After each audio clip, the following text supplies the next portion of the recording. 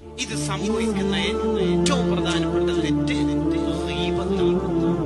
ഗീബത്ത് പറയുമ്പോൾ ഷഅബാനി ഇമാം റഹിമഹുള്ളയുടെ കിതാബിൽ കാണാം, അവന്റെ ഹൃദയം തഖ്വയിൽ ഒളിഞ്ഞു പോയി. ഒരാളെയും പറയാതെ ഗീബത്തിനെ മിണ്ടരുത്, കേൾക്കരുത്. ഒരാള് ആരെങ്കിലും വേറൊരാളെ കുറിച്ച് ഗീബത്ത് പറയുന്നത് കേട്ടാല് ഉടനെ തന്നെ ബ്ലോക്ക് ചെയ്താൽ പിന്നെ നമുക്ക് ഉറപ്പായി. ഹദീസിൽ എന്താ ഉള്ളതെന്നറിയാം, ഒരാള് നന്മ ചെയ്ത് ചെയ്ത് ചെയ്ത് ചെയ്ത് സ്വർഗത്തിലേക്ക് ഇനി ഒരു മുഴം അല്ല ഒരു ചാണയം ഒരു സ്റ്റെപ്പ് എടുത്ത് വെച്ച അയാൾ സ്വർഗത്തിലേക്ക് ഉറപ്പ്. ആ സമയത്തായിരിക്കും അയാളുടെ ജീവിതത്തിൽ പറഞ്ഞ ഒരു വാക്കിന്റെ കാരണം കൊണ്ട് ബേക്കോട്ടേക്ക് വലിയുന്നത്.